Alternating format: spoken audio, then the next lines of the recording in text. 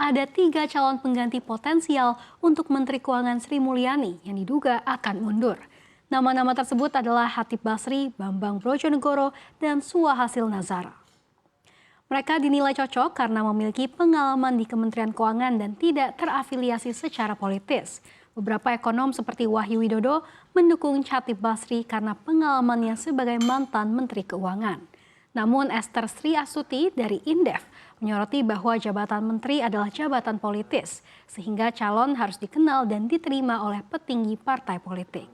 Ekonom lain yakni Edi Junarsin dari Universitas Gadjah Mada cenderung melihat Suhasil Nazara sebagai pilihan yang kredibel, terutama kemampuannya dalam menjaga fiskal selama pandemi COVID-19.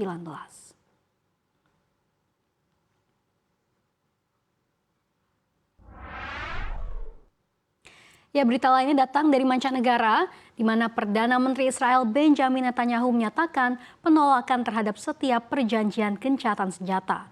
Dia menolak syarat yang mengharuskan adanya pembebasan ribuan tahanan Palestina atau penarikan pasukan Israel dari Gaza. Meskipun saat ini ada proposal perdamaian yang disetujui oleh Mesir, Qatar, Amerika Serikat, dan Israel, Netanyahu menegaskan Israel tidak akan meninggalkan Gaza tanpa mencapai kemenangan militer yang jelas. Netanyahu juga menolak melepaskan ribuan teroris dan menyatakan bahwa IDF atau pasukan pertahanan Israel tidak akan meninggalkan Gaza. Diketahui proposal gencatan senjata mencakup pembebasan sekitar 35 sandera sebagai imbalan atas jeda perempuan selama 6 minggu. Sandera tersebut termasuk perempuan, pria lanjut usia, dan sakit atau terluka. Sementara imbalannya, Israel akan membebaskan ratusan warga Palestina dari penjara. Tahap berikutnya akan berfokus pada pembebasan tentara pria dan wanita, sementara tahap ketiga secara eksklusif akan melibatkan pelepasan jenazah.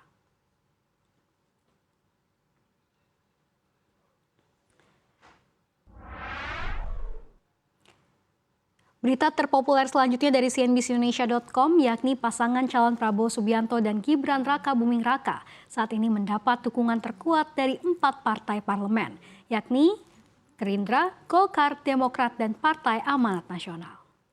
Dukungan dari koalisi ini menjadikannya koalisi yang paling besar dibandingkan dengan pesaingnya. Analisis kemenangan pasangan ini juga akan menggunakan 2 perspektif sederhana, yaitu melihat hasil polling berbagai lembaga survei dan membandingkan suara koalisi dukungan dengan jumlah daftar pemilih tetap atau DPT pemilu 2024.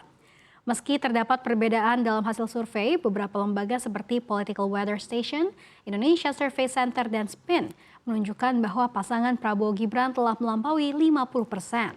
Namun 11 lembaga survei lain menunjukkan angka di bawah ambang batas 50%.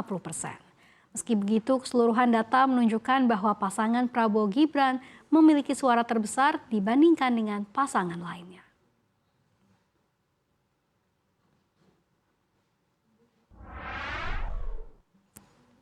Ya, berita terakhir yakni Presiden Joko Widodo menyampaikan keprihatinan mengenai keringnya peredaran uang di Indonesia. Kondisi ini disebabkan oleh penerbitan terlalu banyak instrumen keuangan seperti surat berharga negara atau SBN dan lainnya. Meskipun pertumbuhan ekonomi saat ini sudah mencapai 5%, namun data menunjukkan keterbatasan likuiditas dengan pertumbuhan dana pihak ketiga yang lambat.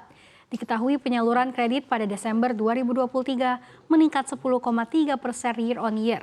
Sementara pertumbuhan dana pihak ketiga terbilang lambat atau hanya naik 3,8% year on year menjadi 8.234,2 triliun rupiah.